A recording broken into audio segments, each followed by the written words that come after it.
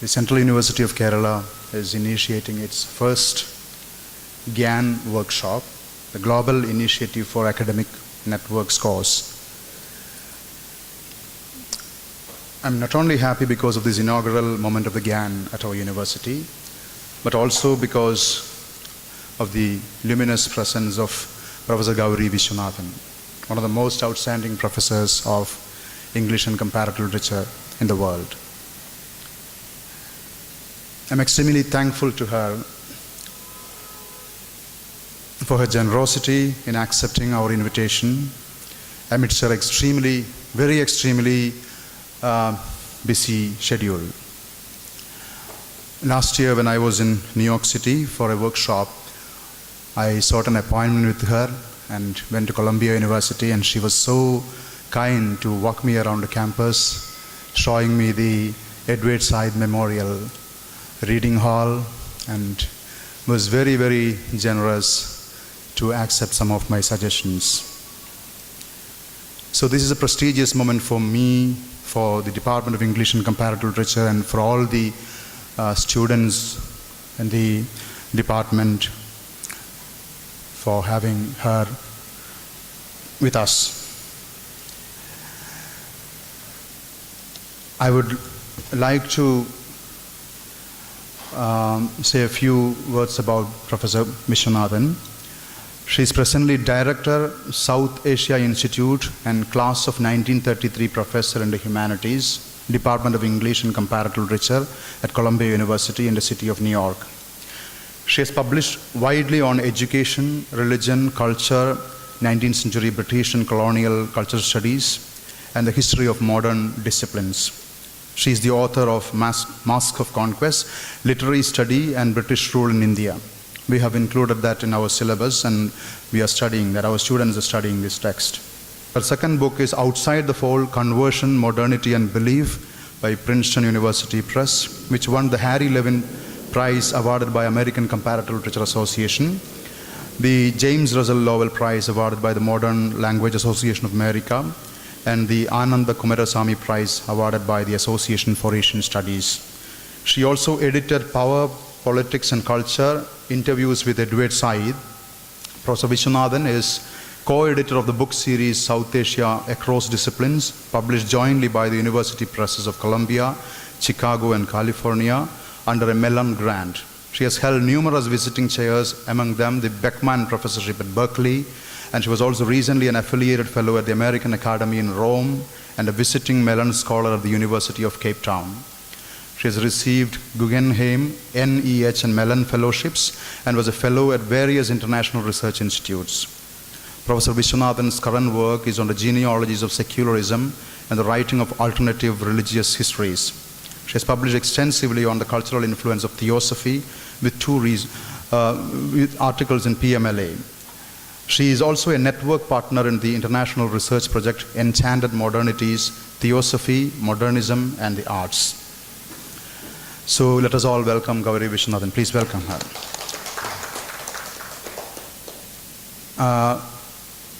Next, I welcome our dear Vice Chancellor who has come here amidst his busy schedule. He has another program to inaugurate in the afternoon. I don't have to introduce him, so most hearty welcome to you, sir. I also welcome the local coordinator, GIAN, Professor Rajendran Pilangata, who has been coordinating the GIAN activities in the university, and he has been extremely helpful to me in organizing this workshop. Next, I welcome our Dean, School of Languages and Comparative Literature, Professor Ajit Kumar, who has been always supportive for all our academic endeavors. I welcome Ajit Kumar, sir. And I also welcome all of you who have come from different parts of the country, two from Bangalore and one from, I think, from Maharashtra. They are here to come. So I invite Professor Gopakumar, sir, our Vice Chancellor, to inaugurate this event. Thank you.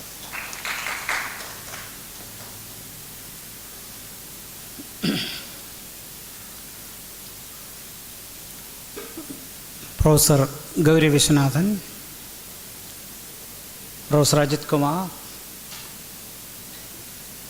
Dr. Prasad Pannian, Dr. Rajendran Bilankata, Dr. Shalini, and dear participants from various universities. This is a good beginning, and I am very happy that the Department of English and Comparative Literature got the first opportunity to launch the Global Initiative Academic Network GIAN program of the Central University of Kerala. I congratulate Dr. Prasad and his colleagues as well as the students. We got 2 GIAN programs. The other one is in mathematics, but that is yet to start. So this is a record-breaking moment. And more GIAN programs are expected from different faculty members of the university.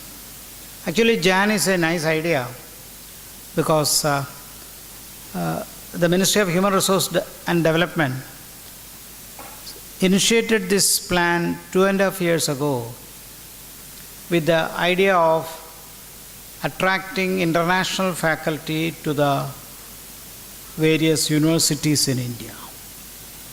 It is not that possible that every student will get an opportunity to visit international universities abroad. Few will get, but that too during a small fellowship, etc. And they may be busy during that fellowship, they may not be able to meet many scholars there. Because they go there as part of data collection only. And how many are going? That is also very limited in number. So this is a great opportunity that MHRD has launched to attract talented scholars, scientists, academicians, and others to the audience of the Indian student community. That's a goal. In the age of globalization, students should know about knowledgeable scholars and scientists across the globe. I am sure you will know across them through literature, through the readings, through their works. But direct meeting, occasional Skype programs or Sunday teleconferences are rare. But this will give a better opportunity because the scholars will be with us for a while. And the scholar as well as the students will get to know each other. And during the lectures you will learn a lot about all these programs. So that's a nice thing, and I believe that our university faculty will take it up very seriously, and the Government of India funds for this program. And that way it is a very novel idea. I appreciate Dr. Gauri Viswanathan also for coming here, all the way from New York. Columbia University is one of the prestigious universities in the world. When I visited in 1996 as a Fulbright scholar, I had a brief visit to Columbia too. I was told that more than 86 of their faculty, including alumnus, were in the list of Nobel laureates. I've been to few academicians, met them in their department. So I can just say that I stepped into Columbia University too. But my work was elsewhere in Claremont, California. But I had the opportunity to see that university. So for us in Kasaragod to get such scholars before us is a great opportunity. I request you to take it up very seriously. Utilize them properly. Interact with them. Clear your doubts. And also focus your research work very seriously. You may get to know more about them because she herself has done a lot of work on Edward Said and others. So there may be many areas where you may cross-connect, and when your pathways cross-connect, you will further grow up, and some of the scholars can guide and focus their research better, pick up some of the new areas and things, and that is how a student becomes a scholar. So this is a very good opportunity. And that kind of interaction is likely to empower us, and particularly 100% beneficial to the student community. So I urge you to utilize this great opportunity, and later on also continue to be in good contact with such scholars, so that you will be able to improvise your work and professionally advance very much. I congratulate Dr. Prasad and his colleagues for initiating this program, for winning this covetable GIAN for the Central University of Kerala. And I wish all success for this program. I had the great privilege to inaugurate it with 100% appreciation. Let me say, this program will be a great success, and I have the privilege to inaugurate it. Thank you very much.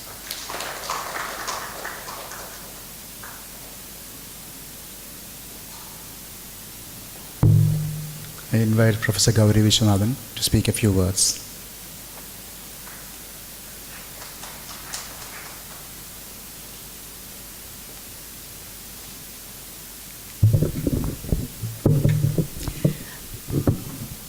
It's my great pleasure to be here at this first GIAN event at this campus, and I must thank, and actually my thanks are insufficient, directed towards Professor Prasad Pannian, who has worked tirelessly to bring all of you together. This event really would not have taken place if it were not for him. I met Dr. Pannian, I think at a conference a couple of years ago in Goa. And he mentioned to me that he had done his doctorate on Edward Said, and his book was forthcoming from Palgrave Macmillan. And we started talking in the lobby of the conference venue. And I was very much struck by Dr. Pannian's enthusiasm, intellectual curiosity, dynamism. And I thought this is really the future of Indian education, you know, that despite all odds, you know, someone with this kind of enthusiasm would be able to bring so much energy to research, to thinking, to taking their fields much further than might have been the case if one simply accepted in a fatalistic way that nothing can be done. And yet Dr. Pannian did show that something can be done. And a year or two later, when we were emailing each other about various other things, and I think this was in relationship to his visit to Columbia last summer, he mentioned that he was going to write this proposal for the GIAN workshop, and asked whether I might be interested in doing it. And it really was entirely because of the faith that I reposed in Dr. Pannian's restless energies to get things done that I agreed. I may not have realized that the workshop would have to be done by a certain time, and I really do apologize publicly for all the difficulties that I gave him over the course of the last few months, and there were quite a lot, because I was so strained as to how I would be able to negotiate my travel schedule. But here I am, and I am really pleased to be here. I think the GIAN concept is an excellent one, a global initiative of academic networks. It's a very, I think, a very precise and a very goal-oriented project.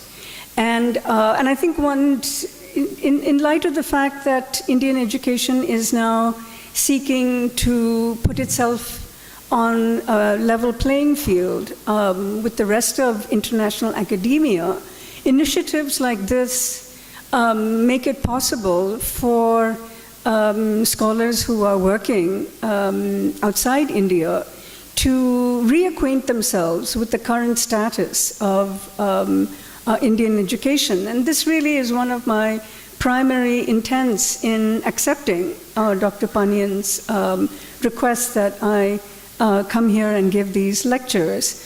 Because a lot of the material that I teach is on post-colonialism, and I was interested to hear that a number of you have research interests in post-colonialism. And I certainly am not interested in only speaking about post-colonialism to the West. I'm even more interested in seeing the ways in which location matters, and how one talks about the historical, political issues that are so central to the British colonization of India, to be able to speak to the position where so many of you, I assume, were born after independence, after 1947. So you are only familiar with independent India. And, and I think this is an interesting point at which to think about post-colonialism, when one is simply not weighed down by the baggage of a colonial history. So one of the reasons why I thought it was really important to be involved with a project like this was to be a witness to what I consider to be the kind of lifting of that colonial burden, and to be able to talk about education without the hang-ups that have more or less become a kind of qualifying aspect of our education. So that is one thing. The second is also, going back to the global initiative part of it. The word global, of course, has now become a major incentive of universities, not just in India, but also in the West. At Columbia, for example, there have been a number of global centers that have been set up in different parts of the world. There's one in Mumbai, a Columbia Global Center in Mumbai, a Columbia Global Center in Beijing, in Amman, Jordan, in one in Tunisia. There are any number, I think there are like over a dozen global centers. And the driving inspiration for the global centers is, I think, one that is shared by the GIAN workshop, which is to make the metropole less insular in its own preoccupations. That the metropole also has to engage with the world that it's supposed to be studying, and sometimes controlling by studying. I mean, this is the classic idea of Edward Said's Orientalism. So the idea of having global centers, as I assume global initiatives, is to decentralize the axis of power. And so what I believe is happening with the GIAN initiative is also something that is happening in the West by the setting up of these global centers. And I wear two hats at Columbia. I teach a full complement of courses in my department, which is the English and Comparative Literature department, but I'm also directing the South Asia Institute, where which is very interdisciplinary, crossing various disciplinary boundaries. And I'm very proud to say that Columbia has one of the finest concentrations of South Asia faculty anywhere in the United States, beating Chicago now, beating Berkeley, and the quality of the South Asia faculty, from Arvind Panagriya, the economics department, who was formerly heading the Niti Aayog here, and Jagdish Bhagwati, Gayatri Spivak, Akhil Bilgrami, Vidya Dehejia in art history. These are totally preeminent scholars of South Asia, and it's my great pride and privilege to work alongside them. But all of us share this one goal, which is to bring the activities that we do as scholars of South Asia more in concert with the work that is happening in India. So the global initiative of the academic networks is something that I think parallels a lot of the initiatives that are being undertaken. And I, for one, have been very keen to develop more institutional connections between the universities in the United States and universities in India.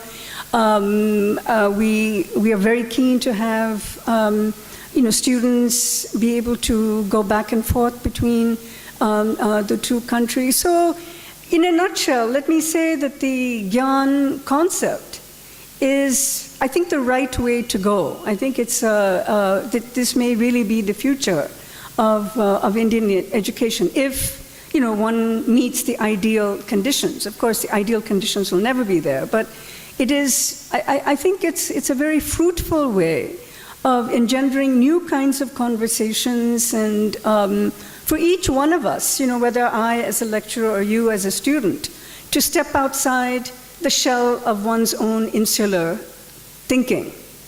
And the fact that so many of you come from different institutions and from at different stages in your graduate education, postgraduate education, I think speaks to what I hope will be a very vibrant and eclectic conversation.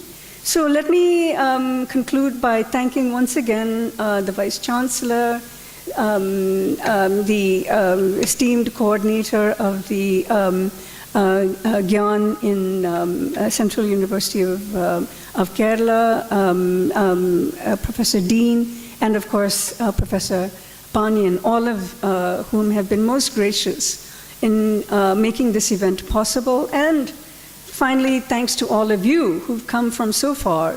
Some of you, I realize, may have just crossed the street to come here, but others have come from quite far, and especially at the end of the year when people should be celebrating and holidaying and partying. It's, I think, it's very gratifying that so many of you are here to continue your own education. So thank you very much, and I look forward to this week.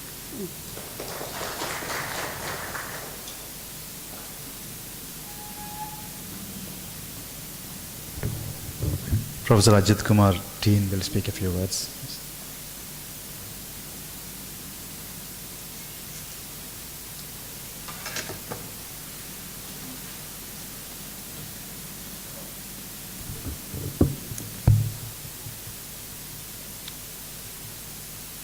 Professor Dr.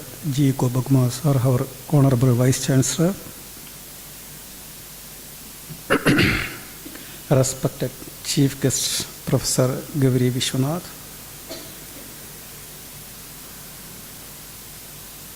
Local Coordinator of GIAN, Dr. Rajendran Pilakandi, and HOD of this department, English department, Dr. Prasad Pannian, who is holding this workshop, and my dear colleague Shalini, and the invited guests of this workshop. Actually, I joined recently here. I know in a very little time, I realized that the English department has a colorful faculty members who have the energy to touch almost all the fields of language and literature. Actually, this department started together with the university. So they have all the resources to touch almost all the part of language and literature. Dr. Dasan, the former HOD of this department, he was also the dean of this school. He got a Canadian fellowship, which was an acceptance to his study of Dalitism. Now this department of English has 2 centers also. Dr. Prasad Pannian is the coordinator of one of the center for criticism. And Dr. Vellikal Raghavan, another faculty member, is in charge of another center for film study. Another faculty, Dr. Iftikhar, he is an energetic man whose write-up is coming frequently in the periodicals and newspapers also.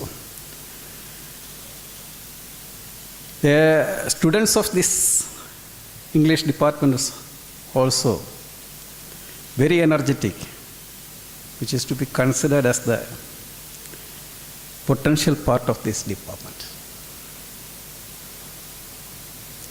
This department is organizing academic programs which can be considered something different.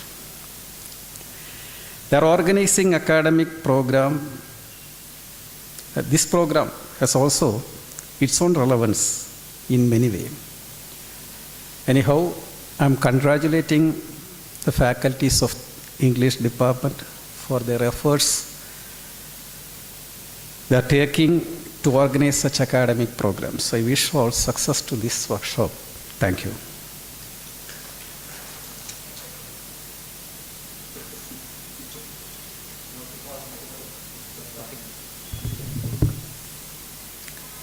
Honorable Vice Chancellor and Professor Gopakumar sir and Dr. Prasad Pannian, Course Coordinator GIAN and Dean School of Languages, and our today's speaker, not today's, I mean whole week, 5 days speaker actually, Professor Gauri Viswanathan, and my dear participants and Dr. Shalini, Professor K.P. Suresh sir also there, Dean School of Education.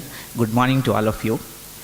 And I am really excited to be here in front of you as a GIAN local coordinator. All story of GIAN in our university started in 2017 actually. And initially when our Vice Chancellor gave me an order telling that you are the coordinator, I didn't know what to do actually. Later on, after continuous discussion and with the contacting with the many people, in Kerala, I think this is the third institute which is got the approval of host institute. We was to conduct GIAN program, our university should have certain, criteria, like either NAC A+ or Central University and a couple of other criteria. Otherwise, IIT and ISERS will get this course. Actually, then I felt because starting university, it is still in, we can tell, maybe kind of infancy only. So how we'll be able to conduct this? Finally, with the constant support of Professor Gopakumar sir and other colleagues, we got the approval as a host institute. Central University was finally approved as a host institute to conduct a GIAN program in I think after June 2017 only. Then we started, actually we have submitted around 8 proposals under GIAN from this university. I'm very happy to tell that out of that, the first proposal got accepted is Dr. Prasad Pannian's, and that was the last one to submit at midnight 11:59, because Dr. Prasad Pannian is, he will ask questions from each and every sentence, and the whole day we were discussing about the proposal, and finally, exactly at I think 11:59, almost 11:59 in the midnight, we could submit the proposal. And when the review came, I surprised. Not even a single comment, no revision, and the first proposal which got accepted. So first of all, I congratulate him for this great success, and also Professor Gauri Viswanathan. Directly or indirectly, I was troubling her also, because there are some, they were telling initially, I think before December 31st, 2017, the course should be completed. So morning I spoke to her, I felt very sad. Heavy lot of work she was telling, PhD admission and lot of things she was doing. So for that, really sorry, madam, to do that, even troubling you for all the way. So that's why finally the course starting today, and I wish all the best for this course. Thank you very much. Good morning, one and all. We have come to the end of the inaugural session, and my duty here is to record a vote of thanks. On behalf of the Department of English and Comparative Literature and Center for Theory and Criticism, I extend a very special thanks to our distinguished guest, Professor Gauri Viswanathan, Columbia University, for agreeing to come here and be with us. Thank you, Professor Gauri. On behalf of the Department of English and Comparative Literature and Center for Theory and Criticism, I extend my gratitude to our Honorable Vice Chancellor, Professor G. Gopakumar sir, for his presence and his support and encouragement. On behalf of the Department of English, again, I extend our sincere thanks to Professor Suresh, Dean School of Education and Registrar in Charge, for his presence and felicitation. I also extend my sincere thanks to Professor N. Ajit Kumar, Dean of School of Languages and Literature, for felicitating the function. Thank you, sir. I express my sincere thanks to Dr. Rajendran Pilankata, GIAN coordinator, for felicitating the function and for his support and encouragement. And we generally don't get to thank our friends, but I am grabbing the opportunity. I take this opportunity to thank my colleague and friend, Dr. Prasad Pannian, for giving all of us this great opportunity to interact with and learn from a scholar and teacher like Professor Gauri. Thank you, Prasad, for that. And I thank all our participants who have come to attend the program, including colleagues and friends from other universities and institutions, our alumni and our students. Thank you. Thank you all.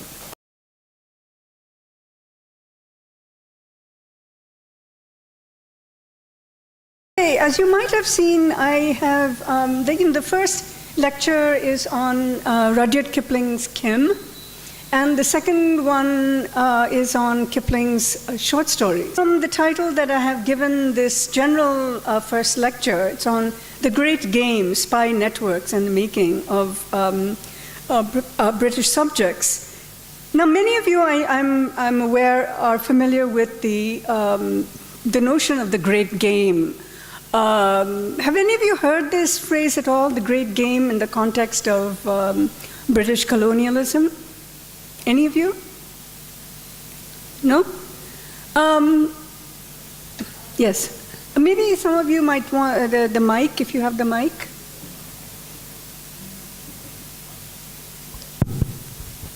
I understand.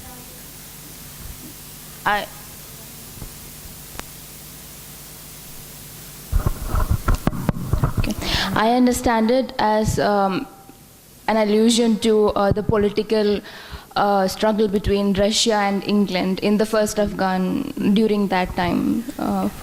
Exactly. This is an important point, that in the period in which the novel Kim was written, there was a very nefarious struggle between Great Britain and Russia for control of the northwestern region of the Indian subcontinent. In many ways, I think we still see that struggle. Afghanistan, Central Asia has always been a very problematic geographical zone in contemporary geopolitics. And to this day, Afghanistan is something of a contested space, and there's always been this competition for the land in Central Asia, primarily because of access to ports and for the transport of oil and other resources into the hinterland, and particularly here the hinterland of Russia. The great game, I'm sorry, can you also introduce yourself? I know you gave us your names in the beginning, but just so that, I will also remember your name. Okay, my name is Shirin. Shirin. Okay. Mm-hmm. Now, so as Shirin had very rightly pointed out, the great game refers to the struggle between Britain and Russia over the crucial strategic geographical place in Central Asia.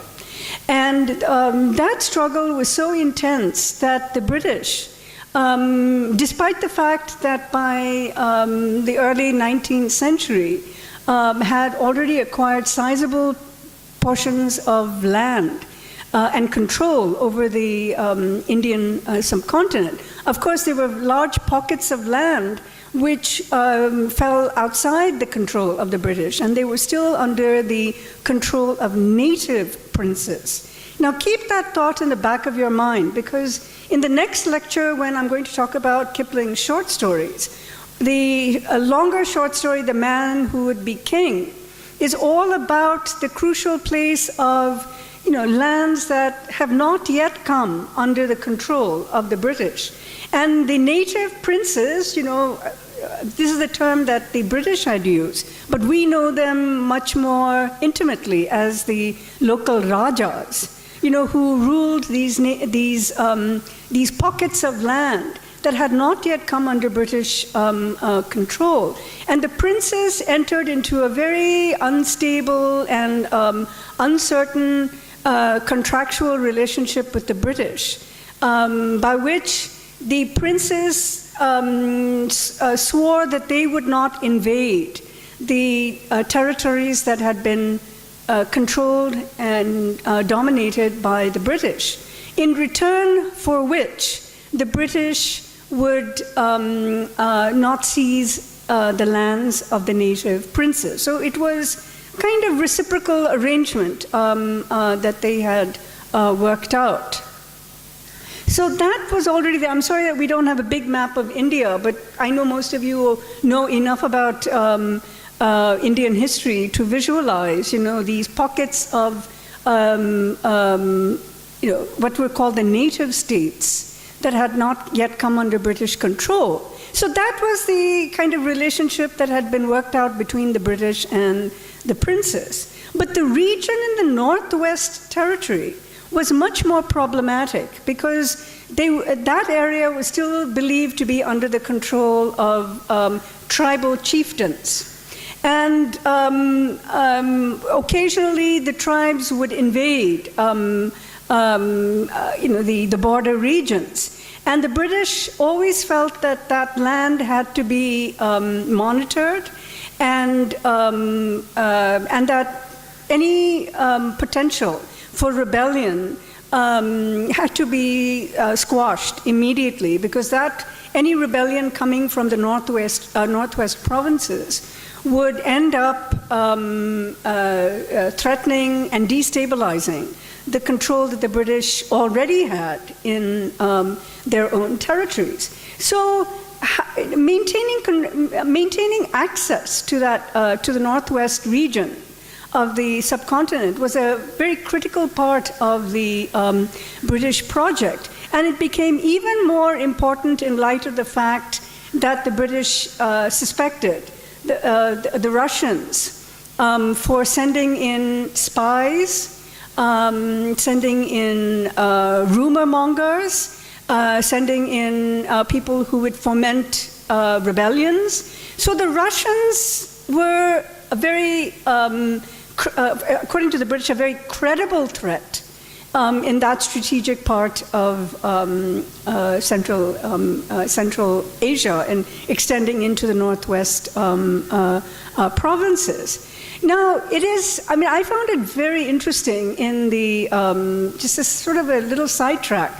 I don't know if any of you have seen this recent film by Gurinder Chadda, The Viceroy's Lodge. Anyone seen it? Or, but it's a novel that is set in the waning days of the British Empire, when the British under Lord Montgomery were about to leave. This is where the title comes from, Viceroy.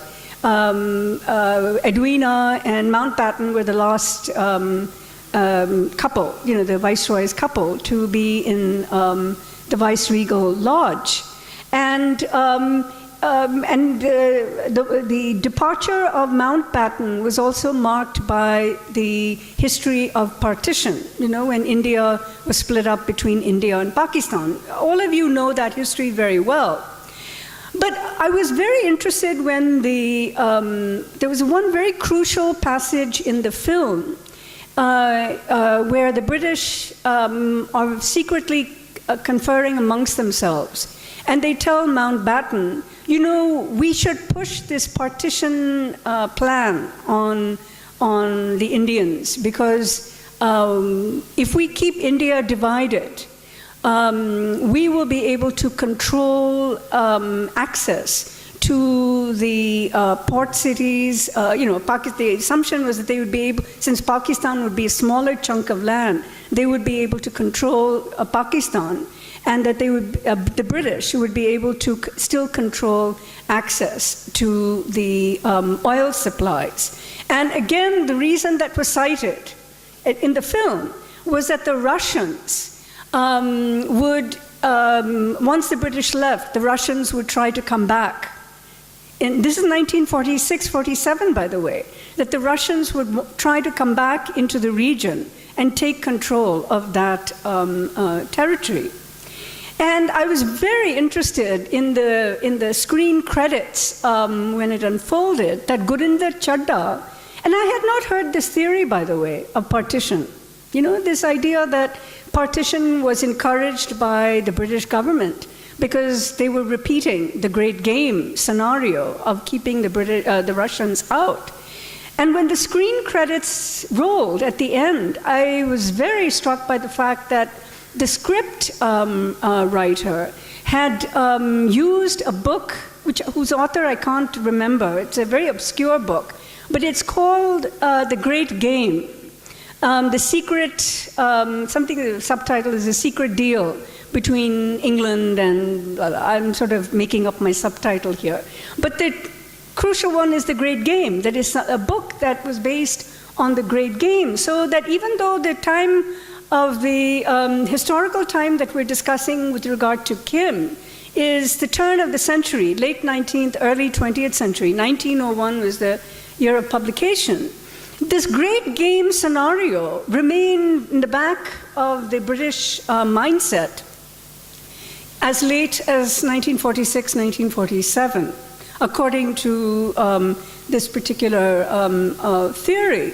And this is how important it was for the British to develop this, what the historian Christopher Bailey calls an information order. You know, that the ways in which that kind of access to the northwestern province could be ensured was by having the mobility to send spies into this very hostile, inaccessible territory where if they were intercepted, they could be killed, and the British position would be even more severely jeopardized. So that's the historical context in which the entire spy mission of the British, leading to some of the more current, MI4 and kind of the whole James Bond thriller scenario. There is a genealogy that you can draw out, which goes back into this crucial colonial encounter between the British and Russia. I'm just getting my tablet because I have the novel on this and I forgot to switch it on. So I had just referred to the work of the historian Christopher Bailey, who some of you might be familiar with. He just recently passed away. An eminent historian at Oxford who has written so many books I can't even begin to enumerate them. But the two important ones for the purposes of this talk are his book called Empire and Information, which I would advise some of you to read. And another one, which is a very grand, a very magisterial book called The Birth of the Modern World. It's a kind of one of those grand narratives that are really difficult to pull off, but he tries to write this grand narrative of how the modern world came into being. I don't think that second book is nearly as successful as the Empire and Information book, because I think what Empire and Information does, very importantly, sorry, just need to get into my... What Empire and Information does is to lay out the relationship between the emergence of the new information order and the kinds of maneuvering that are so visible in Kim. The fact that Kim For those of you who've even read the first chapter, you'll realize that Kim is a young boy who is able to move between different cultures. You know, he's like a street urchin. He's half Indian, half English. Can speak English, and he can also speak Hindustani, and he can speak certain vernacular dialects, and he has that mobility that makes him a very, very unusual, person according to the British, because he is able to access so many different cultures. And so here in the as you can see in the, so let me just go into the third slide. If you can just get the next slide.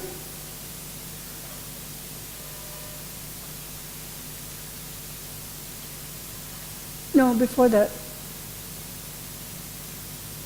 Yeah, that one, okay. What makes Kim so unusual, as I mentioned, is exactly his ability to maneuver so easily in various communities. And he can lie, he can seduce, he can charm, he can do all sorts of things because he's learned a certain language, a language of body, a language of movement. And that maneuverability becomes his way of accessing knowledge. And Bailey had made a very important distinction between what he calls embodied knowledge, embodied knowledge, which I think may be on the next slide, but stay on this slide for the time being. Embodied knowledge, which is knowledge that is acquired by the body, the way it senses, the way the body sees, the way that the body hears. So embodied knowledge is knowledge that is gained through the totality of the senses. Embodied knowledge is what is gained by movement amongst different people. So it's a very dynamic form of knowledge. And Kim exemplifies that idea of embodied knowledge because everything that he knows comes about through his own willful activity and his participation.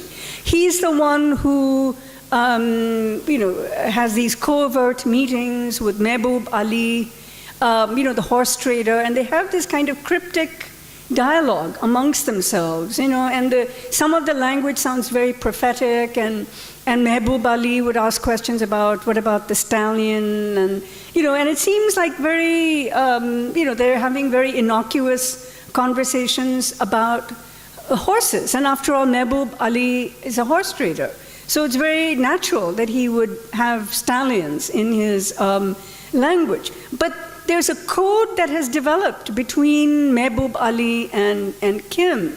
And that code is the means by which crucial information is transmitted to the powers that be. And we'll talk a little more about who those powers that be are. In the beginning of the novel, it's not very clear. All that's clear is that Kim is engaging in some kind of shadowy enterprise. It sounds as if it's like play, but it's actually very dangerous play.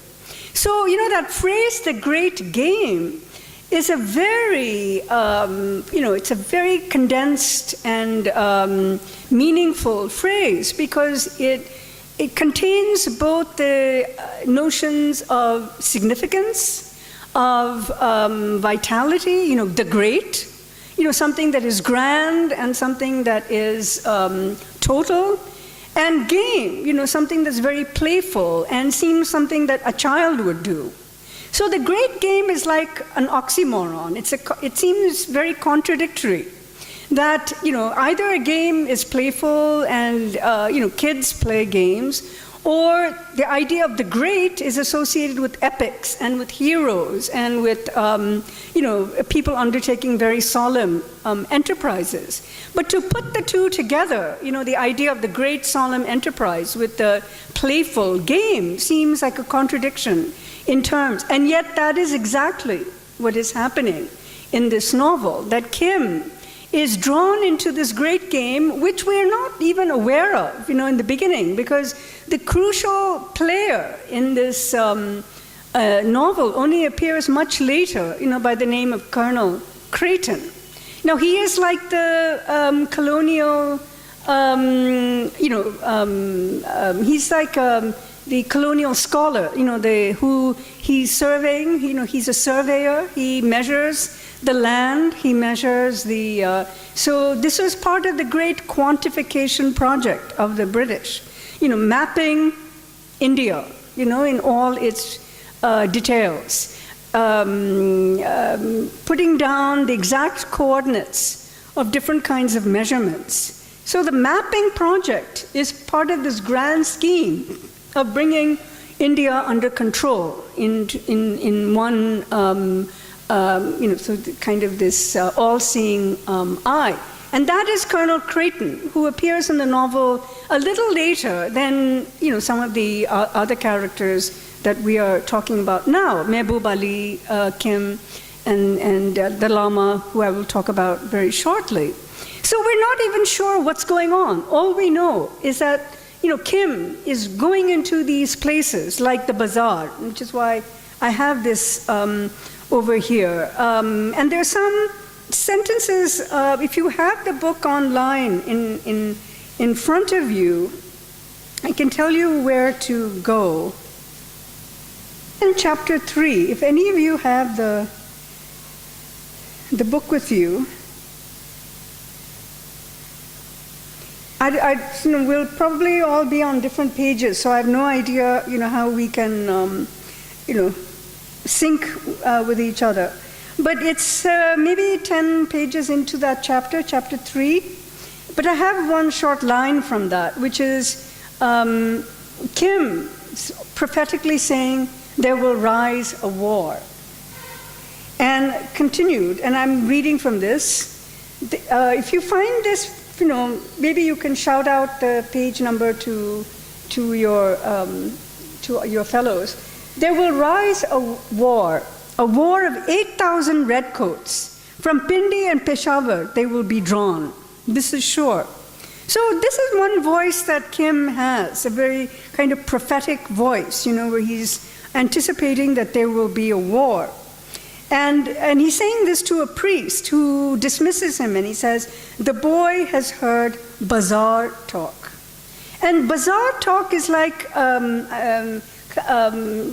it's like a abbreviation for, it's just rumor mongering. He's hearing all kinds of rumors in places like the bazaar. And if you notice, read closely, you will see the word bazaar coming quite often in the novel. And there's another chapter where I've noted it's on chapter 4. It's in chapter 4.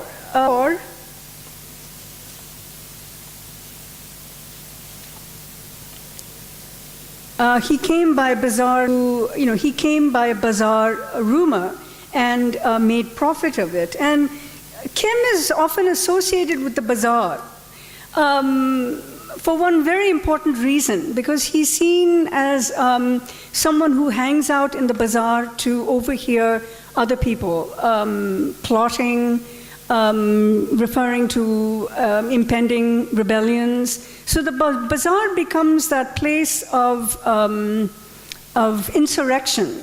And here, as I have suggested, like the priest, when he said, he's heard bazaar talk is like what today we would say fake news. He's just hearing all kinds of rumors, and nobody can decide whether this is true or not. So, Kim fulfills a very major role in the novel of being an instrument of securing knowledge, about what's going on in this very sensitive geographical region. And one reason why he's able to do this is because he can speak the language. He is the,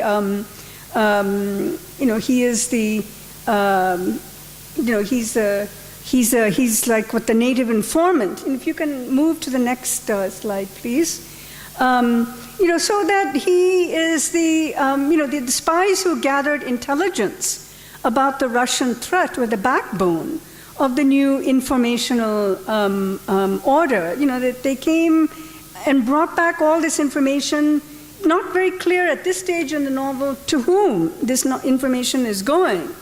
But we know that Kim is acquiring this information. And what we find out when we finally meet Colonel Creighton, who I described earlier as the colonial scholar, the one who's surveying the land measurements, that Colonel Creighton is like the puppet master, that he is pulling the strings while all these other unsuspecting people like Kim are eagerly going out into this dangerous territory. And Kim does it in the nature of sport, that he enjoys the game, he enjoys the thrills, he enjoys the pleasure of espionage. Remember the title of Said's chapter on culture and imperialism is The Pleasures of Imperialism. And Said is specifically getting at that sidelight of Kim, which translates into something much bigger. The thrill that comes from risking your life and courting danger in unknown places of the world. And there are people like Colonel Creighton who are more managerial, who are staying in the background, who are pulling the strings. But people like Colonel Creighton are not the ones who are actually venturing into the danger spots. They are, they are the ones who are manipulating others to go.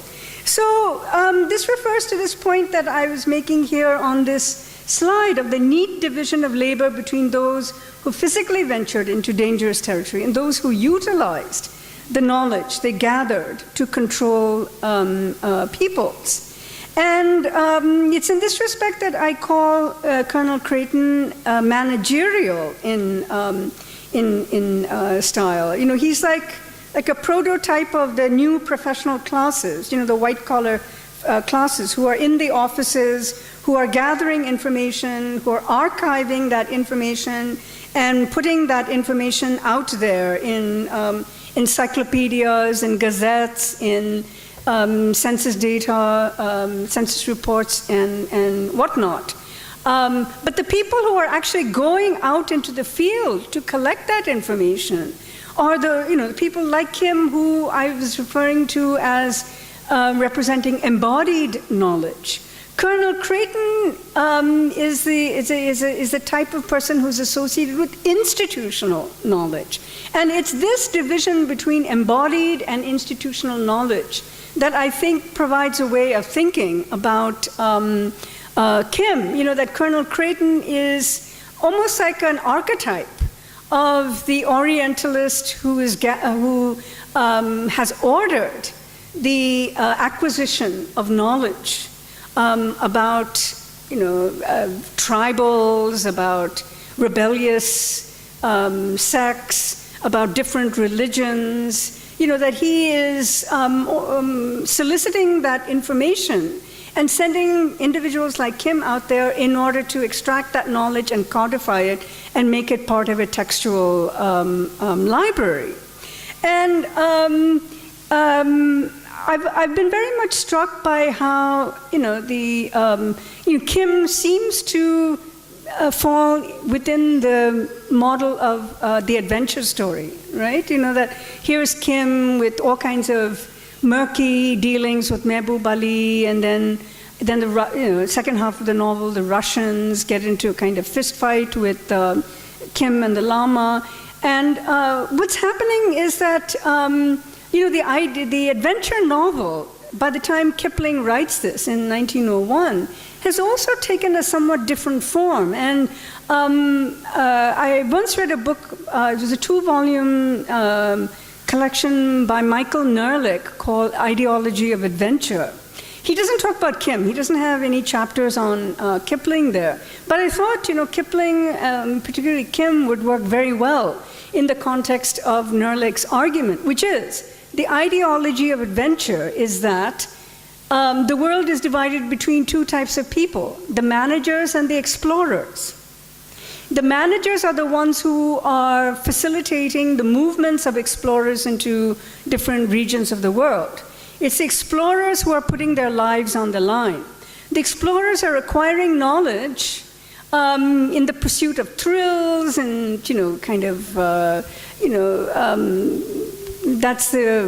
that as you know, if you've read adventure stories, that's part of the excitement of the adventure story. It's just you never know what the outcome will be. But that knowledge becomes that institutional knowledge.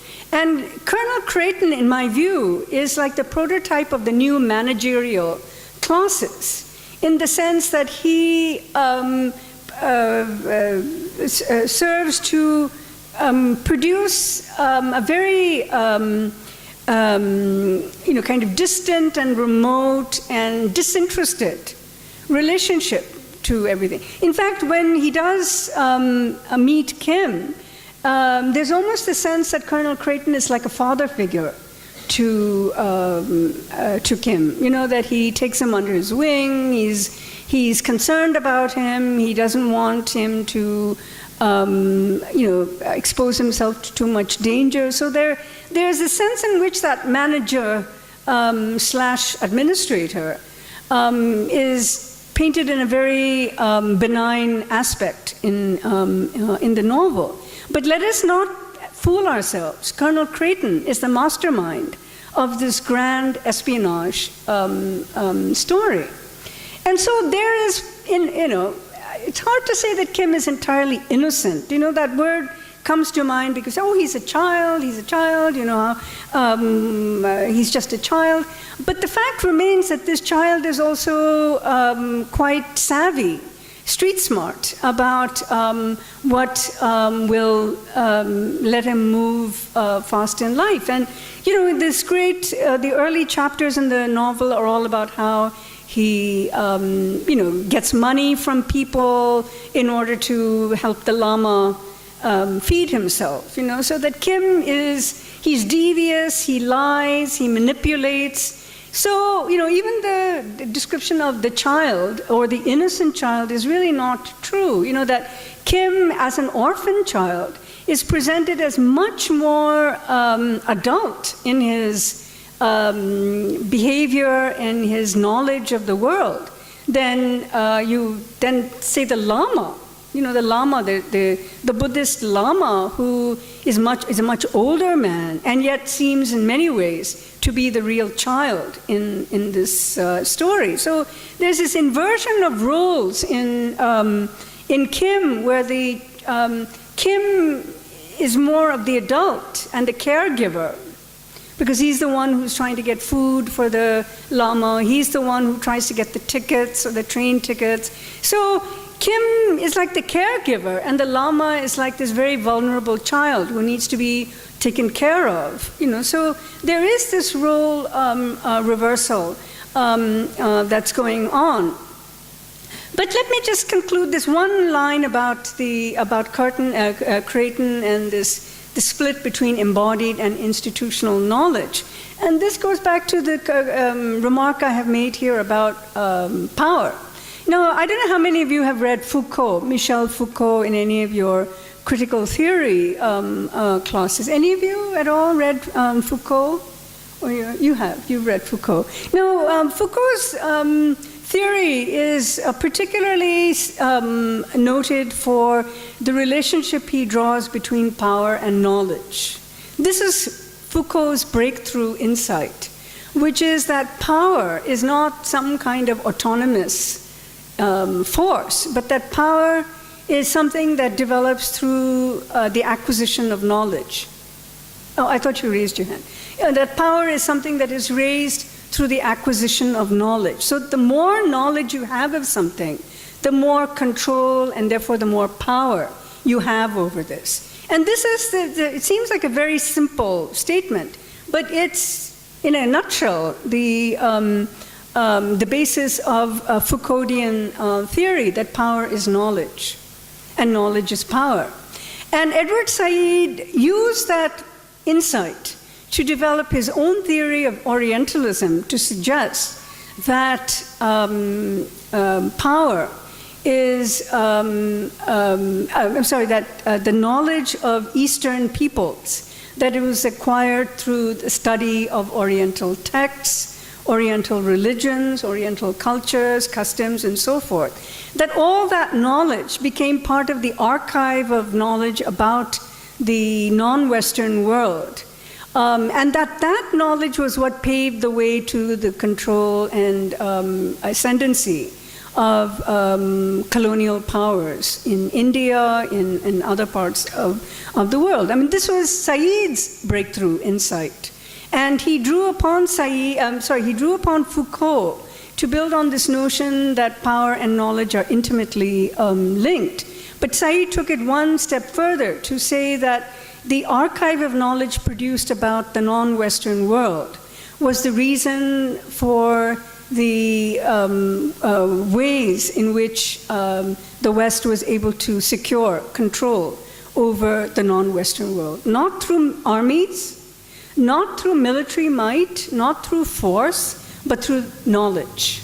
Now that is very counterintuitive insight, that, and of course there were many people who pushed back against that idea of Said's, that, and because it seemed to indict scholars of all stripes, anyone who studies any other culture or region is somehow implicit and complicit in the acquisition of power over that.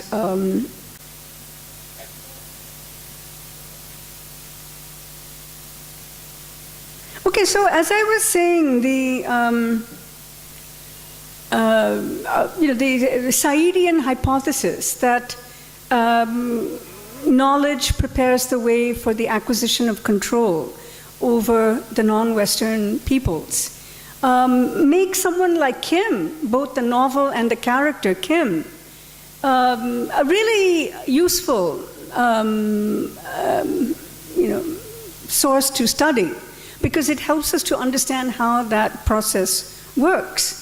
And Kim fulfills a role which anthropologists made famous when they talked about native informants.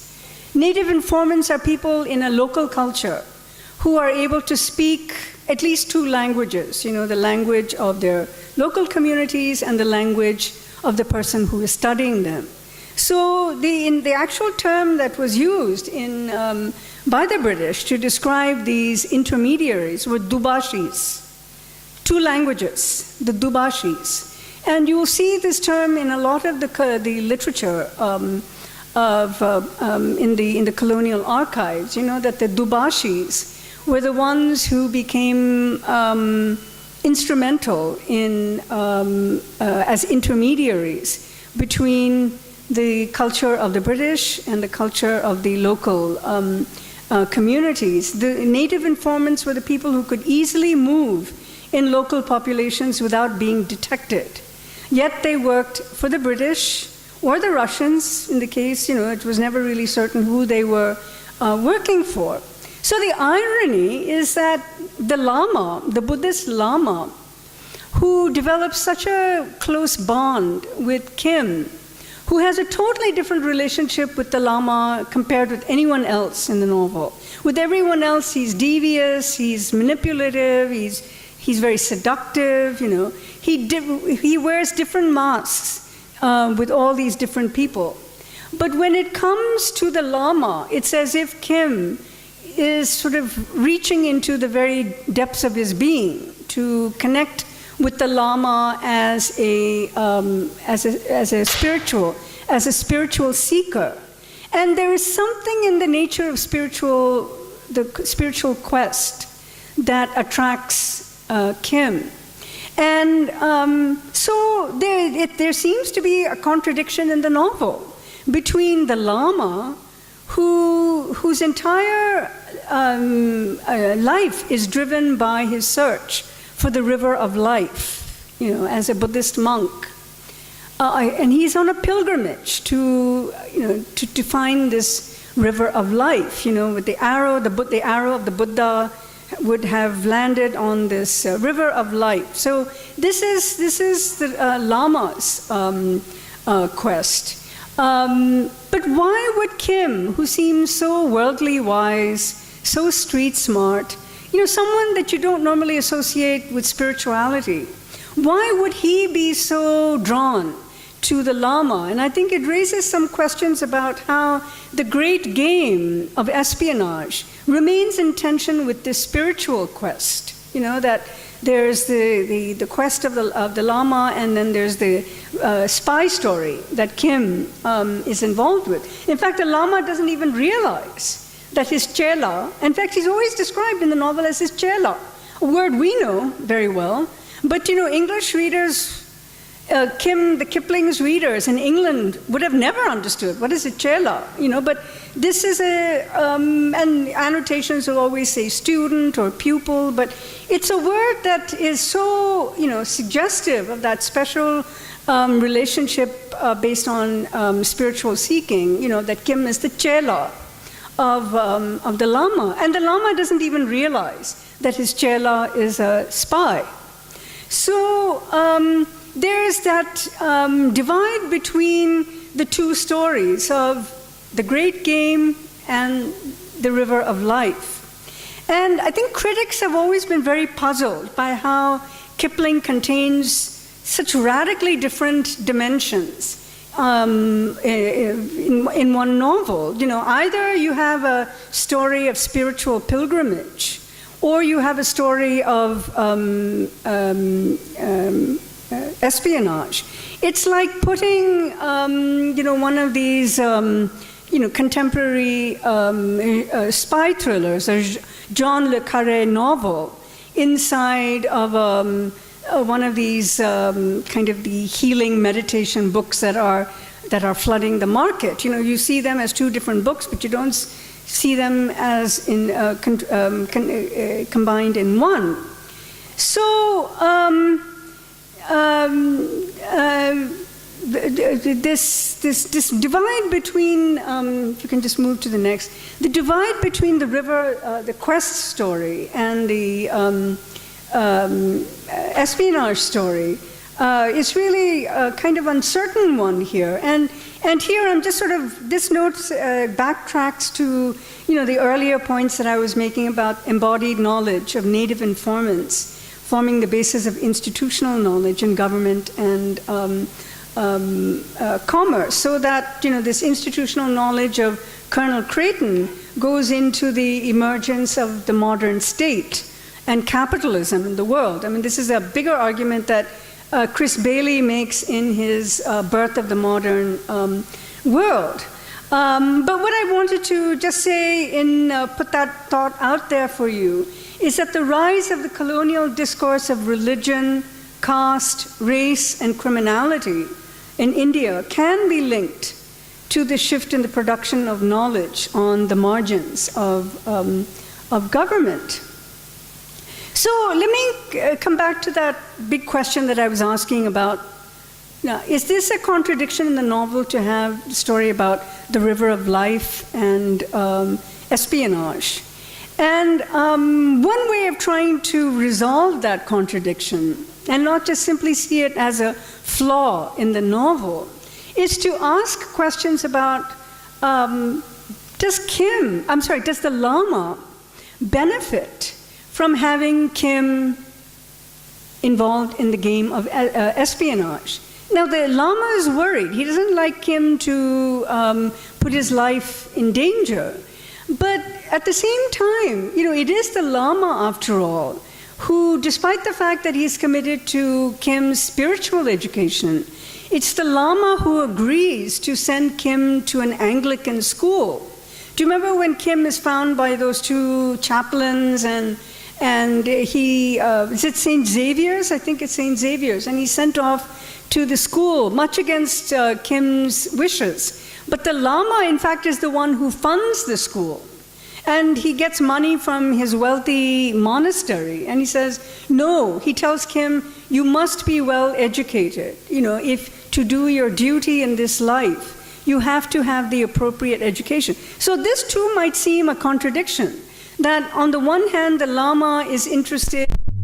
Okay, so as I was saying, the Lama, despite his spiritual outlook, is very worldly as far as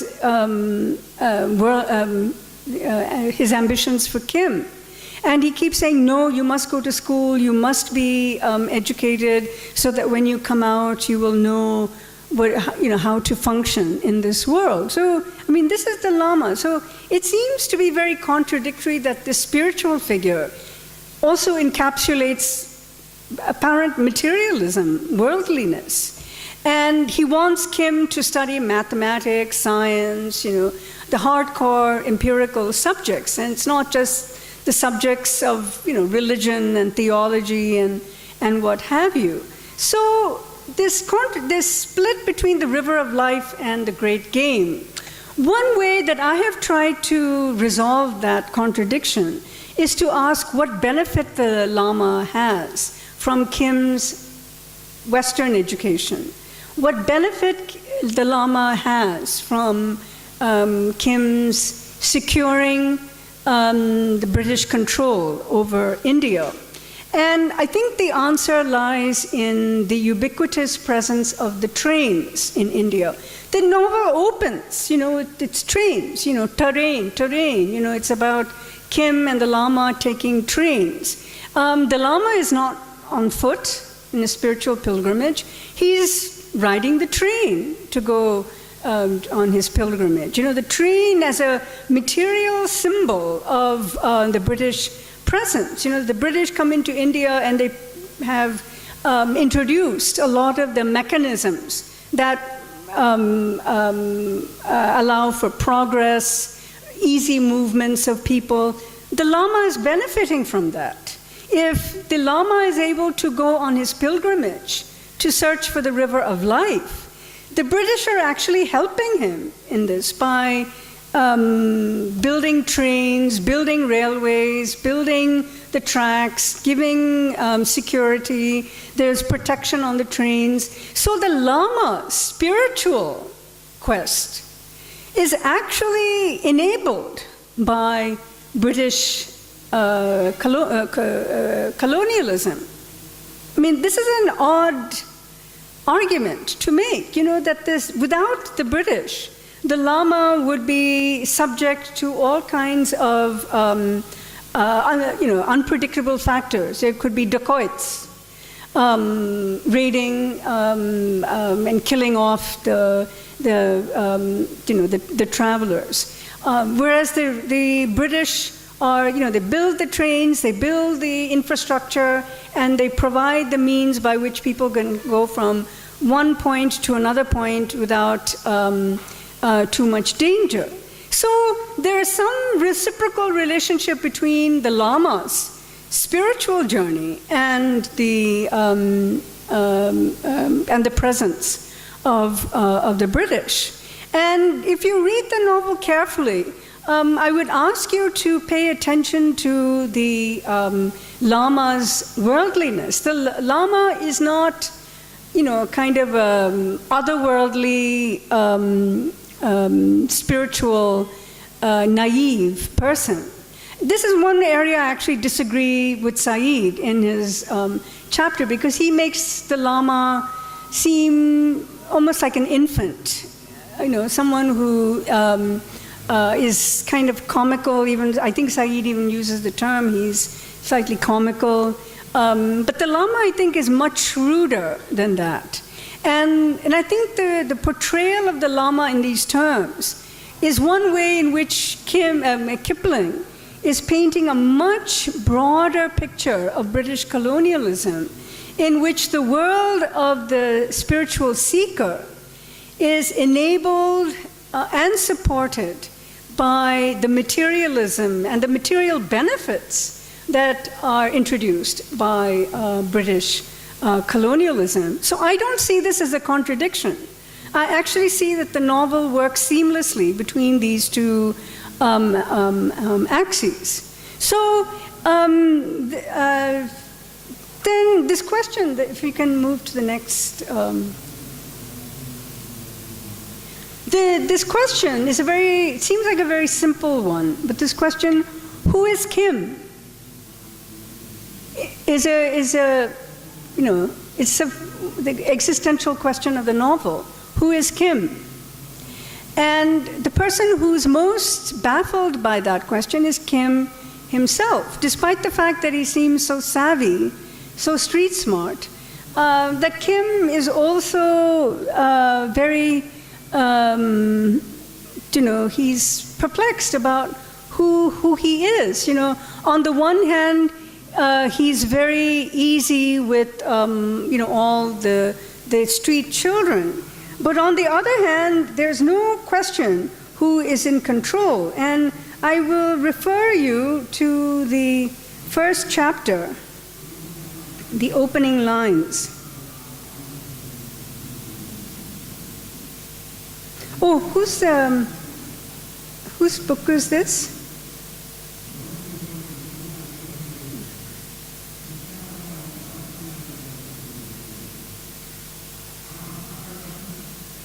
It's the very first paragraph of the novel, chapter 1. And let me read it out. He sat in defiance of municipal orders, astride the gun Zamzama on her brick platform, opposite the old Ajib Ger.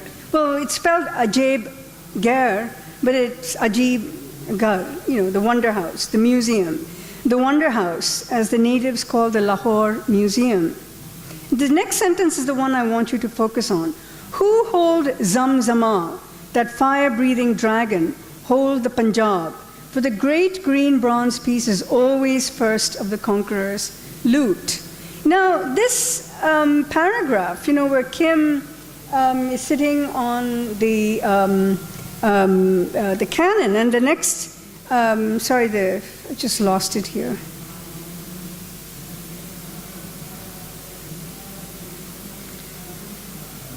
The next paragraph, first line, there was some justification for Kim. He had kicked Lala Dinanath's boy off the Trunnions, since the English held the Punjab and Kim was English. So this is I think a very significant line because of how absolutist it is about Kim's knowledge that he is a sahib. This is one of the recurring lines of the novel, that Kim is born English and he's born to be a sahib. He is born to rule. What's going on? Oh, okay. That Kim is destined to rule. And so even though he maneuvers so easily and lives so effortlessly among the community of Indians, there's no question who holds power. It's who holds Zamzama holds the Punjab. And this, this line acts like a refrain through the rest of the novel. And so we have this whole question about Kim's conflictual identity. Is he Indian or British? Is he Indian or British? And he doesn't really know because part of him feels like in that opening sentence, he knows that he has a right to be on the Zamzama, the gun. And he has the right to kick out another boy sitting there. And the question would be, what gives him the feeling that he has the right to be there? And the sense of him being English is foregrounded in the novel. And yet, he's not really English. After all, his father belongs to the Irish regiment, And the relationship of the Irish to the English was just as fraught and conflictual as the relationship of the Indians to the English. So Kim, it's like a three-way complexity, that he's not quite Indian, but he's not quite English, because he's also Irish. And it's very interesting, he keeps referring to himself as Irishti, and we think of rishtedar, related. So there's a lot of wordplay that's going on in the novel. If you think of him, when he says, I am Irishti, he's playing with the word Irish and sort of incorporating the vernacular for relation. Irishti. So it's as if he's saying Ireland and India are more closely related than Ireland and England.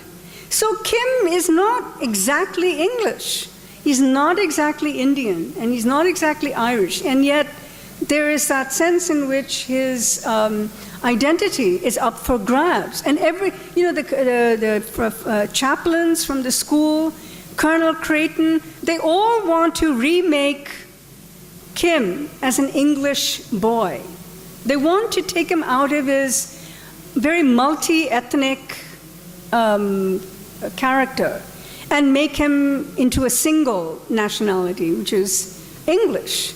And some of the times Kim goes along with the rules. When he's in that school, which he hates, he does learn his mathematics and he does learn his science, and all of that comes in very handy, by the way. The English, the Western school subjects that he learns come in very useful when he, there's that very important scene with Lurgan Sahib, who tries to mesmerize him. He tries to hypnotize him and control his mind. And Kim, when he's trying to withstand that control, the way he does that is by reciting the multiplication tables, that he learned in school. And it's very telling that the multiplication tables, Western knowledge, becomes like the buffer zone that protects him from the incursions of the hypnotizing forces of Lurgan Sahib. So there are times in the novel when Western knowledge serves Kim very well. When he's entering this hostile territory, and he wears the rosary beads. He can't carry the instruments of measurement because he would be detected as a spy. But what he does is he counts the beads in order to measure, how many, the length of things. So he's learned ways of measurement that take into account Western, forms of knowledge. So through his induction into the Western educational system, Kim has become more oriented to the destiny that's being held out for him, that he is English. Colonel Creighton is one of the individuals who keeps telling him, this is what your future is, this is what your destiny is. And this is where, the other line that I have here from chapter 1, if you have this in front of you, 26. Make a few observations. In relation to the topic I'm working on, is it permissible? Yes, sure. Here, what I felt is Kim is not very consciously a spy. Nor is the Lama consciously worldly wise. It just happens in a very, very unconscious way, I felt. That is what comes through. And as far as his Irish parentage is concerned, he is also at crossroads as the Indians are. I was reading this travelogue by Mary Hayes. She is an Irish nun who came to India, and she worked here for 5 years, and she passed away in New Delhi. And her letters were edited by her mother. And what comes interestingly through is she identifies more with Indians than with the whites at large because of the politics that was going on. And she talks about the Sepoy Mutiny. She visits Lucknow, Kanpur. And she sees all those notorious places associated with Nana Sahib and whatever he's supposed to have done. And she says she doesn't expostulate much on that because she's also working for the British hospital, the hospitals run by the British, under the British patronage. So she just leaves it. It is in innuendos she talks. She says, it was said that from here till Lucknow, from every tree an Indian sepoy, Indian was hanged. And bus, that is enough. So here, when we consider that Irish parentage, I think there is a lot of it's not very, very easy to categorize as Kim trying to be made into white or made into an Englishman. The boundary is very, very porous. So probably because of that, maybe Kipling tried to assign such a role to him. I'm not very sure. It's an interesting point about that Kipling himself is not too keen to explore the nature of Ireland's relationship to Britain, other than to present it in terms of kind of this broader universal brotherhood. One of the, of course, important elements of this novel, which is also extremely significant in the next short story we'll talk about, The Man Who Would Be King, is the place of Freemasonry in Kipling, because this is just what I was going to talk about when that sound interrupted. But it's that Freemasonry is like this universal brotherhood, not Christianity. It's like this alternative network, which is like a parallel to the church, but that Freemasons have kind of mutual responsibility. In fact, that is what Kim wears an amulet where his destiny, his papers are located. And what do his papers say? And I have this on the board. It's the I shall be made here, where he says there will. This is when this chapter 1. Very soon, I think it's just about 3 pages into the chapter, when this woman says, "There will come for you a great red bull on a green field, and the colonel riding on his tall horse. Yes, 900 devils. Ah," said Kim, "I shall remember. A red bull and a colonel on a horse will come. But first my father will come, the 2 men making ready the ground for these matters. That is how my father said they always did. And it is always so when men work magic." And then something like this happens in chapter 2, if I can just...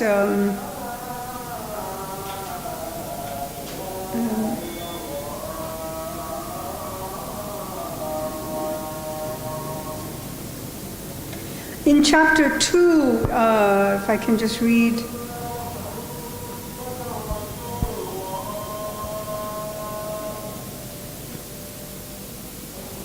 I don't know what page it would be. It's like, how many pages? I don't know, it's like 10 pages into the chapter. More than that.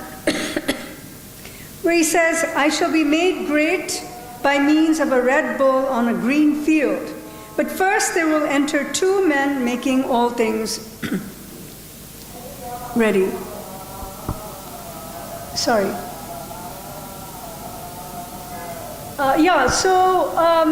This notion of a destiny that he has, a destiny that is couched in very prophetic terms. This is, there's this whole dimension of occultism in the novel. We talked about embodied knowledge, institutional knowledge, But there is also a third form of knowledge which Kim seems to have. And that's one, where he uses occult, he has occult knowledge. There are prophecies. There's so many, like this one is a prophecy. It talks about two men, and then she says the woman in the first one, the colonel and the Red Bull will come riding 900 devils. It's all very cryptic, and it's not really clear what this refers to.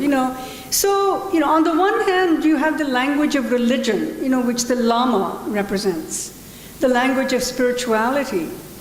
But then you also have another language which is not empirical, not fact-based, but it's not religious either. And this is the language which is very occult, this prophetic language, the language of the future that is marked out in these visions. So the novel is full of these dreams and visions, that are suggestive of a future that is yet to be. And the Lama is, the Lama is also driven by his vision for the future. And you said something about how, by the way, I'm sorry, I didn't get your name. I'm Kalpana, ma'am. And I was referring to Mary Hayes' book. When it comes to Swaraj, the movement of Swaraj, 1905 or so, she is conversing with other Indians. And she says, your plight is like ours, no. So that kind of an identification and disidentification from the British, and more of an identification with the Indians. Probably did that have something to do with Kipling's portrayal of Kim as a street urchin, mixing with all kinds of people, and that is not a very positive portrayal for Kim, though we may choose to look at that, because ultimately he's brought back to the fold. Yeah. I actually wanted to refer earlier to what you said about the Lama is not consciously worldly, but that he is intuitively worldly. And I think Kipling does play around with these different knowledge systems, and when we read the short stories, we see that even more, especially in that story, The Finest Story in the World, which is all about reincarnation and telepathy and clairvoyance, and Kipling was very interested in the occult. So he brings that dimension into this novel in order to talk about Kim's future. So this question of who is Kim is one that cannot be answered in a straightforward, Kim is English, Kim is a Sahib. Kim has to go through a very complicated trajectory in order to get at that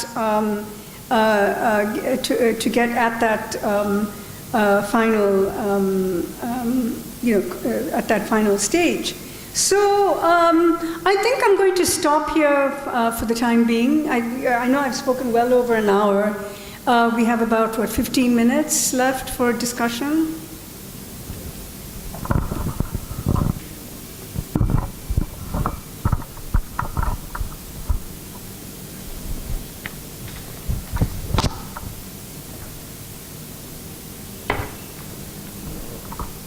I have two comments. First, you have referred Foucault. I have read a basic essay by Foucault on you have mentioned Foucault about power, and I have a little observation that Foucault talks about power in the sense of that it's an electrifying ground, that you can't control power in that. It's an electrifying ground where that flow is that everywhere. So that the control of the power is not very centered. Now it's available for the native also, especially in the 19th century, which we have talked in that initial starting of the novel about that mobility and the accessibility of the native and empirical education by the native and the Britishers both. And I'm extremely interested about your remark, if possible, about that conflictual identity of Kim, which is somewhere reflected and discussed largely by Ashish Nandi. He's talking about Kipling as a very interesting and complex identity. And he's referring back again and again and asserting again and again that how it somewhere is like a recovery of the self. Obviously, he referred back again and again Aurobindo also while talking about Kipling. But I need your comment and your insight about that presence of that recovery of the self, which you have already mentioned in that Kim, that conflictual identity. How to define his identity? Why there is all to, and Saeed has also mentioned that his autobiography, that there is also Kipling's autobiography. Something of myself. Yeah, something of myself. So I need your comments and your observation about that whole the recovery of the self on that episode. And and I'm working on the 19th century India. So my last comment on that 19th century India. Bazaars are also the places of the rumors, especially in the... Sorry? Bazaars were also the spaces of the rumors. Yes. Rumors. Especially she has mentioned a very interesting example of that memoir in the 19th century Indian mutiny. So there are a lot of movements, travelers, sadhus, sannyasi, who were... And it was happening from the Mughal period when the Mughals were inviting people to talk, to interact with. So talk about bazaar as a space. You have already mentioned bazaar as a for the bazaar talk, but I'm largely looking for your comment bazaar as a public space where just as a space. I'm trying to please make a comment on bazaar as a space. No, this is actually something I left out in my presentation about the role of the religious mendicants. Mm-hmm. You know that the most common disguise that people would take, when they were trying to engage in this espionage, was the religious mendicant. Because they were the ones who were always moving. They're moving to a pilgrimage site. They were going to sites of worship. So the people in the religious orders are very often associated with that kind of movement. And when we read A Man Who Would Be King, we will see that that's actually one of the disguises they use. The one man dresses up as a Brahmin priest in order to, go undetected, because they just assume nobody will check the religious figures. So, so the idea that, there are these public sites, and places of worship are also recognized as a public site. Again, in another Kipling story, which you might have read already, Mark of the Beast, which is on your reading, a lot of the events in that story take place in a Hanuman temple, again, a kind of public site, which you were gesturing towards. So, absolutely, I completely agree that this bizarre talk is made even more significant by virtue of the fact that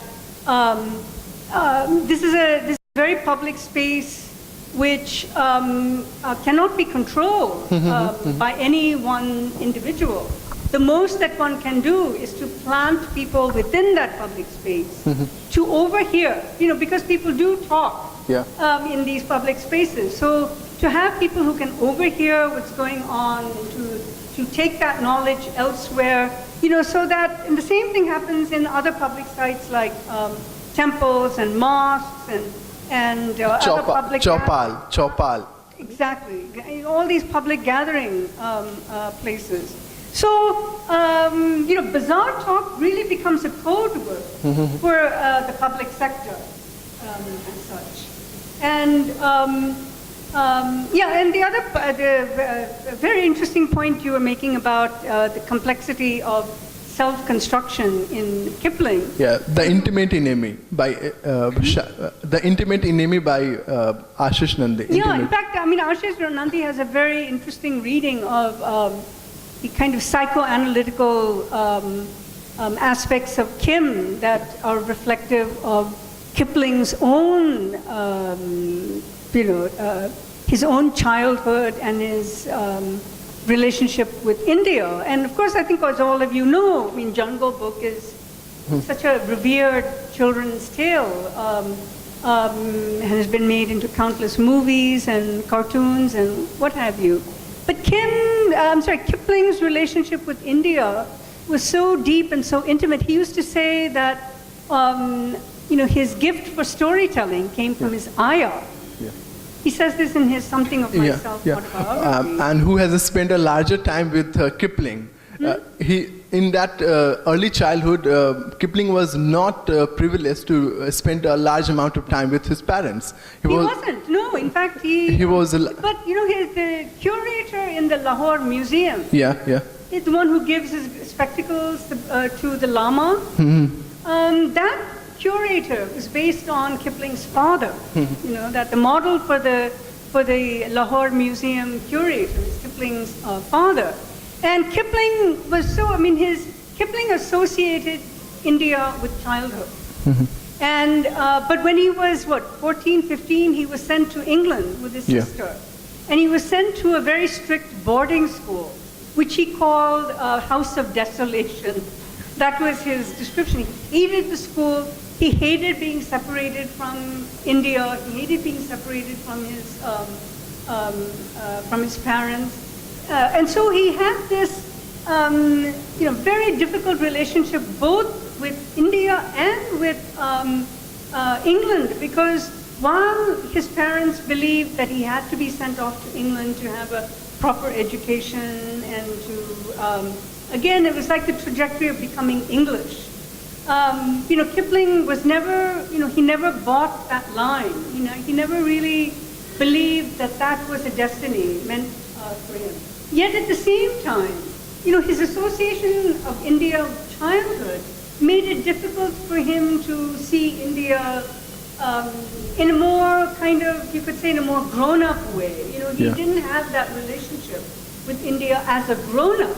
And I have noticed this in some other writers. Rushdie, Salman Rushdie, for some weird reason, this actually was reinforced by what you just said.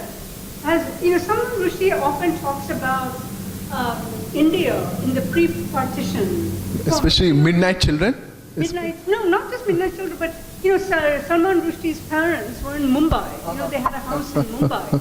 And he never forgave his parents for migrating to Pakistan. He never forgave them.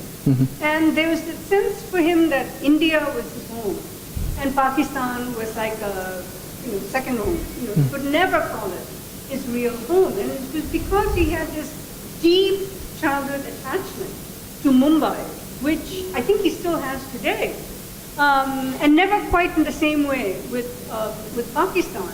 And yet, your identity papers say one thing. They say you are this and you are that. And I think Kipling had that same identity issue.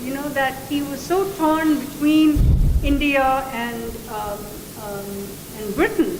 I think one of the great mistakes is to see Kipling as an imperialist writer.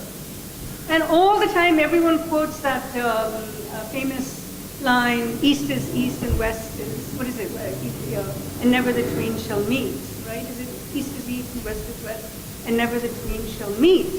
And this is like a ringing endorsement of Kipling's view that British imperialism is right and proper.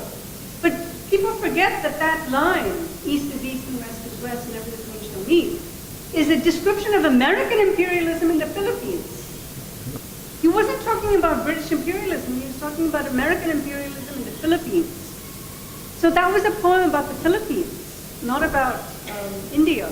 So Kipling is I find, especially in the short stories, where his ambiguities, his complexities are even greater than ever. I think Kim is one of the brilliant novels of all time. It's so dense, so layered.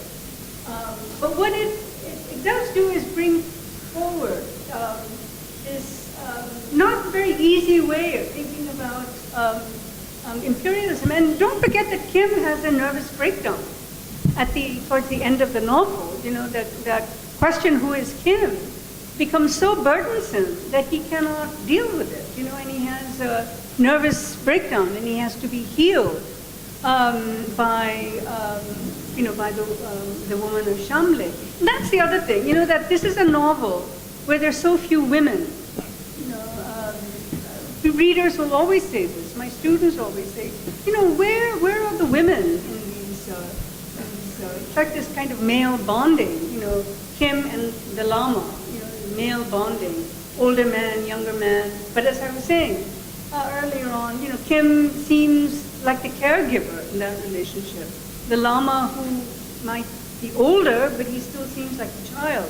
The fact that he needs so much care and sustenance.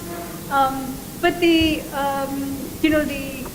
relationship between these various characters is so intense, partly because they are so male as well. There are so few women, and the women there's a certain amount of misogyny in the novel. The Lama is a bit of a misogynist. When he was saying, oh, that woman, she's a chatterbox. All I want her to do is shut up, and be quiet. Again, this speaks to the Lama's worldliness. If he's so spiritual, you would think he'd just shut out that noise, but he can't stand this woman yapping all the time, and he says, I just wish he would shut up. She's such a chatterbox. And then he says, and then he makes some derogatory comments about women, the Lama. And Kim too, Kim is like this, he's very charming, he's very seductive, So the women are either, portrayed as very, kind of loose moral, stories, Kim's encounters with some of them. So you don't have, or are there like these maternal, the woman of Shamle who nurses him back to health. But there isn't, kind of a real, kind of fully fleshed out position for women. Definitely in this novel, and I think in many of the short stories.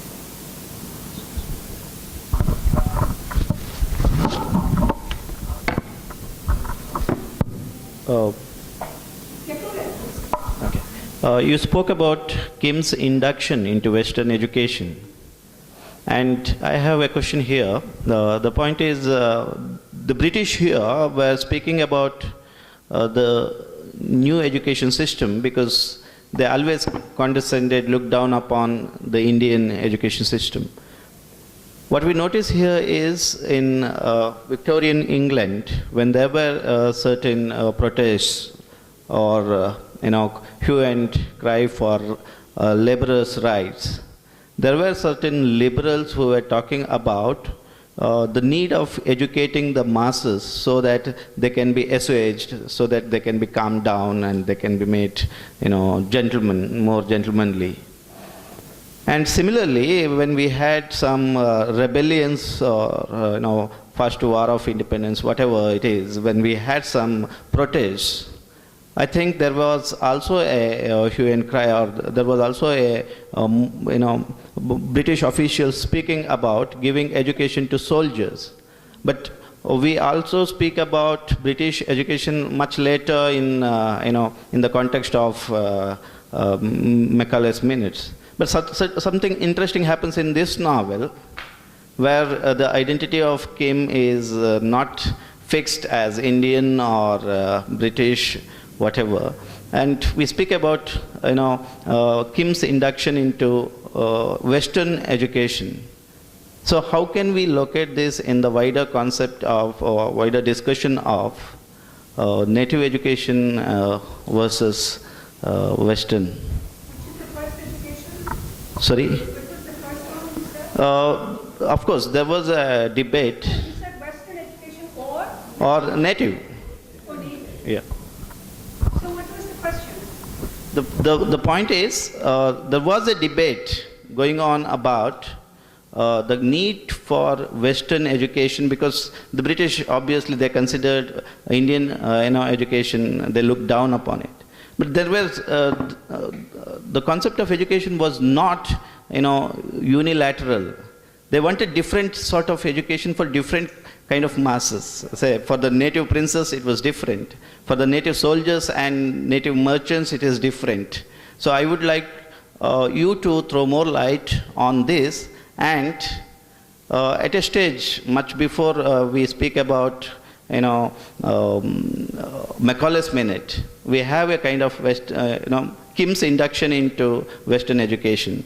So how can we look at this whole discourse of education, Western education, in the context of colonialism and gaining power?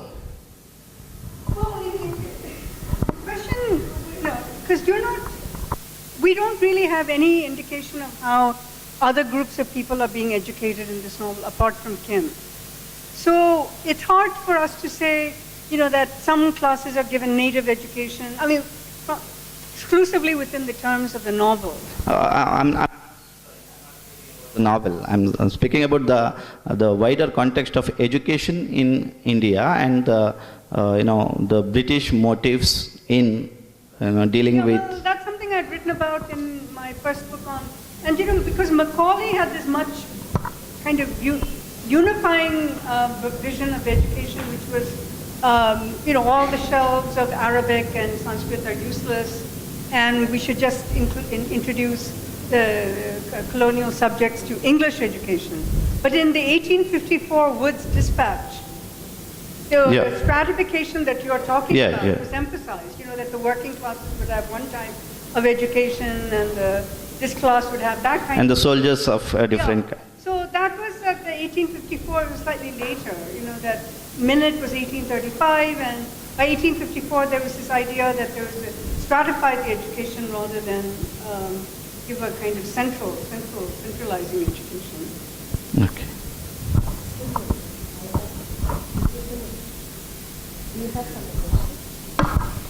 I think we should also be finishing up now, right? Ma'am, this is just a clarification that I wanted. When we refer to this term, the great game, it was a historical moment that we referred to. Did that historical moment... Which debate? No, this term, the great game. Oh, great game. We refer to that as a point in history. But was there a chance that this term got extended to the great game of imperial politics, that is expansionism, at a later date?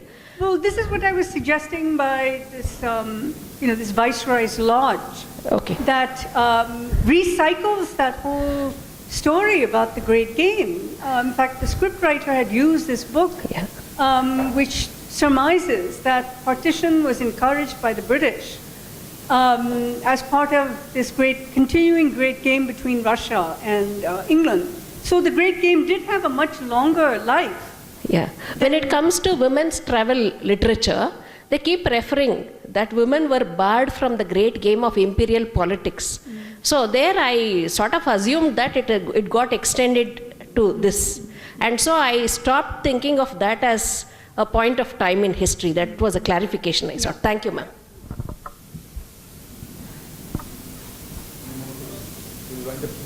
This session. So thank you. Lunch is arranged in the Golden Bakery restaurant for all of you. So with this session is over, so we will